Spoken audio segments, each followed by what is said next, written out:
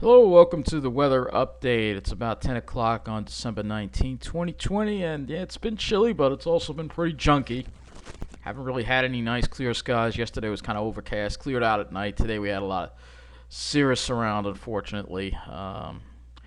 And the tropical tidbit site actually is loading. It should be loading fine now, and I think it was because of the problem that it was actually a Verizon fiber optic trunk line that was damaged by a manhole fire in the Bronx, of all places, that disrupted News 12 and also caused some internet slowdowns for folks with FiOS.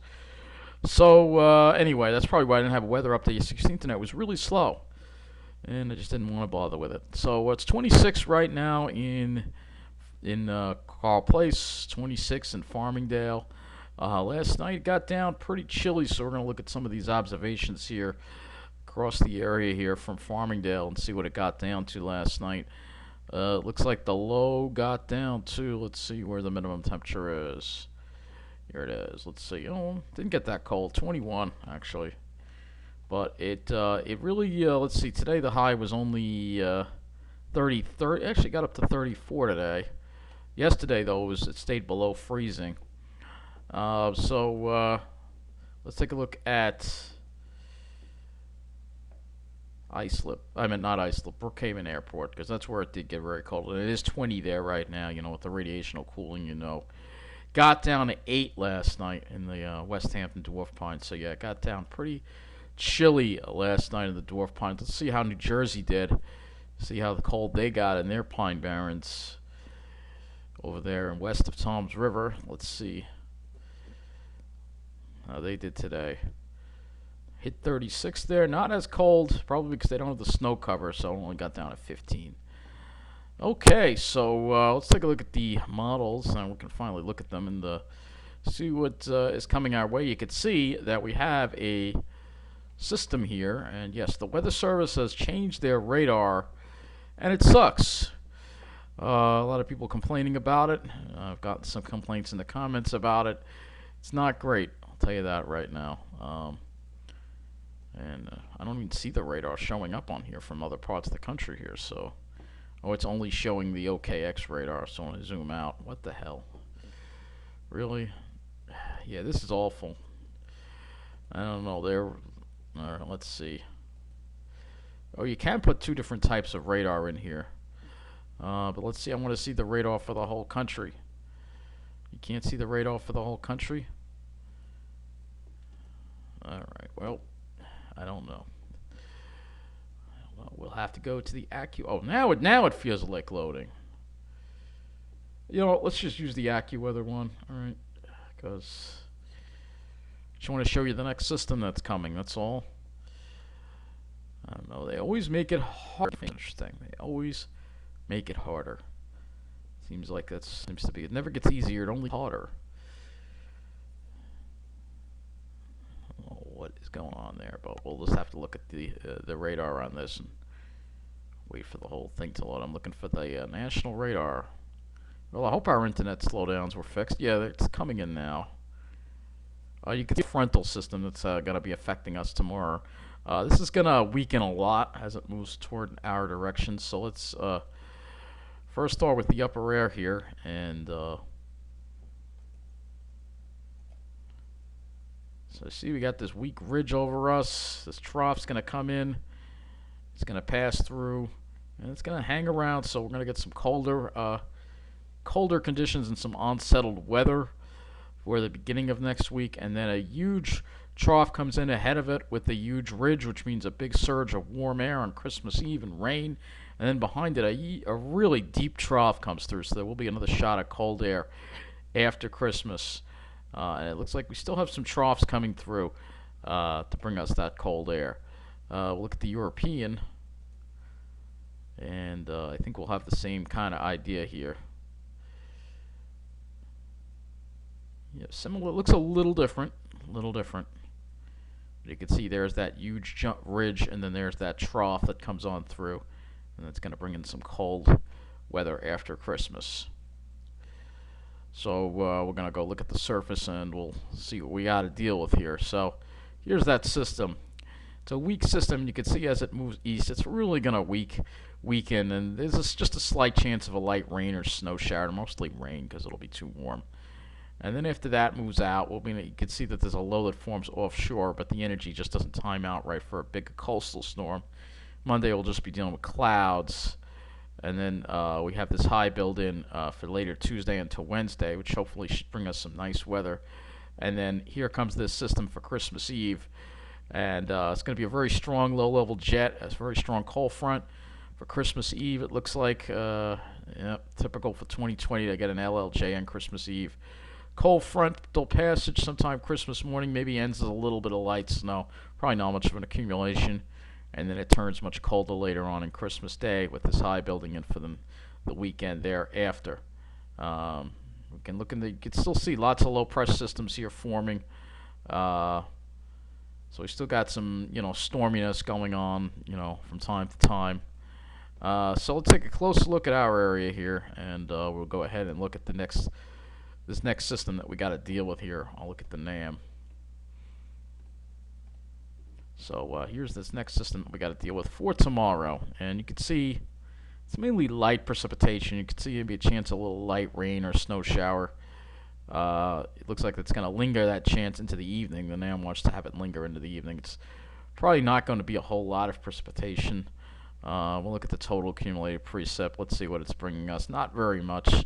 Under a quarter of an inch, so it really won't be much in the way of precipitation, but it will be wet out there later tomorrow, I think, and then we dry it out on Monday slowly, and then the next chance is Tuesday morning with this next little wave coming through, and then after that we should be done with the chances for precipitation until the next system comes through. And like I said, that next system looks like quite a low-level jet event here. Let's pull this along here, and you can see how tight those isobars are. So that means a very strong southerly wind showers, maybe thunderstorm on Christmas Eve, maybe. You can see the way this whole front looks. It looks like it's really strong. And when we look at temperatures, you'll see that warm air surge. So we're going to look at the temperatures now, and I'm sure that that's what the model is picking up on here. Like I said, temperatures are going to start rising tomorrow. We're going to get up into the GFS doesn't seem to think it's going to get that warm. It only is around 40, probably because of the clouds and the showers around. For Monday, a little warmer, maybe low 40s, which is close to average for this time of the year. And then for Tuesday, we're pretty much hanging out around average, around 40 degrees. It gets a little colder on Wednesday, mid-30s. And then here comes that surge of warm air for Thursday, well into the 40s, maybe 50s. Christmas Eve, well into the 50s. It's going to be humid air mass too. It's going to come on in. You can see that LLJ just shooting right up. And then it turns after very warm, it turns dramatically colder later on Christmas Day with highs only in the mid-30s. And then at night it drops into the teens. And then for Saturday, we struggle to reach the freezing mark, and it'll be another cold weekend again behind that system. And I'm sure that there's going to be some humidity up with that system too as well. I mean, we have a ways before we get there, so you can see I just want to show you that surge.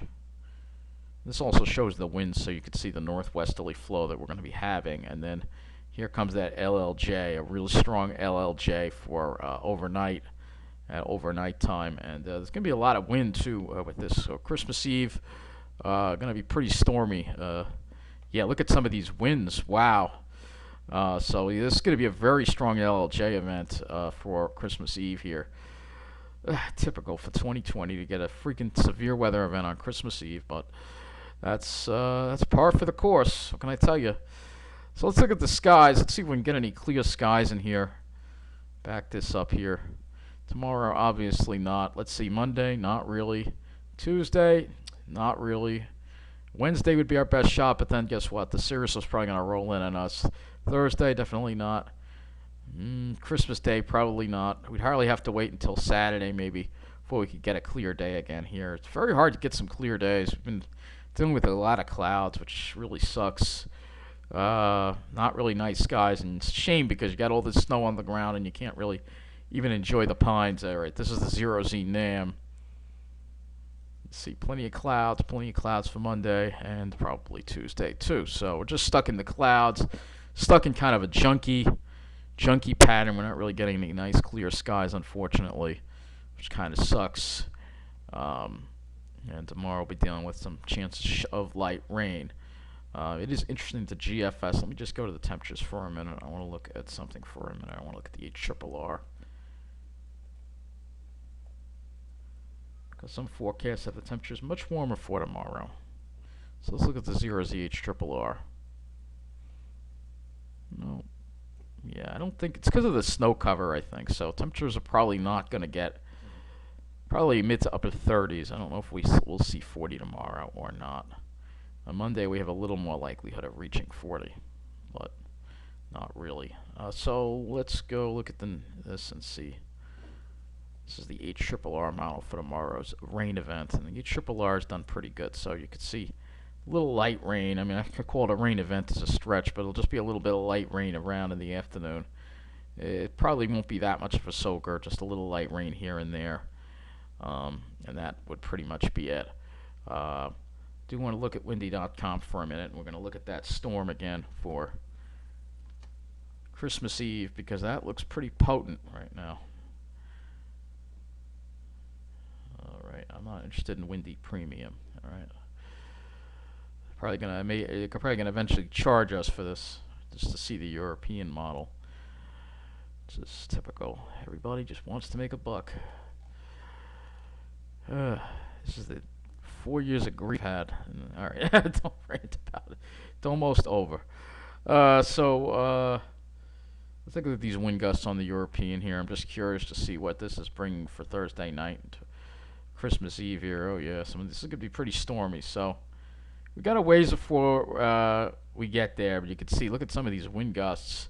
This is going to be a pretty strong low-level jet that we're going to be dealing with on Christmas Eve, which is not what you want to deal with on Christmas Eve, but this is what you deal with here, you know. And oh my gosh, look at this, 10 a.m. These wind gusts up to 65 miles an hour on the European. This is really bad, so it could be really stormy. This is the European again, which seems to be slower in bringing this whole thing through.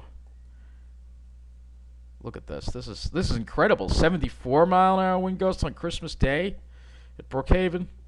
So we're gonna have to keep an eye on this storm. Obviously, it's a ways out, but this could be a very intense LLJ. And if we look at the temperatures, you'll see the warm air that'll be involved here. Humidity too.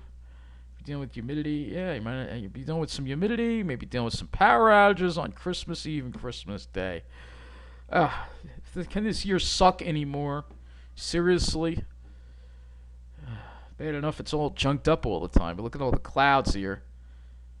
And you'll see Monday, clouds. This is again the European. Tuesday, maybe we can get rid of the clouds in the afternoon, maybe. And then Wednesday, the cirrus rolls in on us. So we're just in a really. The problem is the jet stream pattern is just not.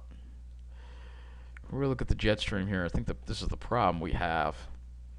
So we have this split flow going on. So you can see we got this split flow. You can clearly see if we put the wind here and go up to the jet stream level here. Let's do that.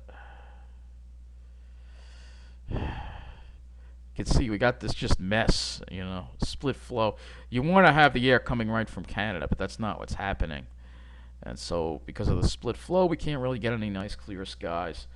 But if you are in Flagstaff, Arizona, it looks like you have a nice clear sky, and you might be enjoying it all week long. Maybe a few clouds. Nope. Clear. Clear every day. Clear in Flagstaff. What else is new? So if we go and we look at the forecast for Flagstaff, first we'll look at the forecast for us, and then we'll look at the forecast for Flagstaff. So we look at the forecast for us. Yeah, maybe mostly sunny on Tuesday, maybe mostly sunny Wednesday, probably with high clouds. But if we go and we look at Flagstaff, see, it'll be nice and clear. Just can't get a clear day. It's just, you know, it's frustrating. Yeah, look at this. Every day is clear, and it's a little warm around. It's around 50, but it does get cold at night, and then it gets colder later next week there. But you know, I just want some nice clear skies. This just, It's a crappy pattern for skies. Anyway, that's going to be it for this weather update. What more can I say? Take care. Thank you for watching.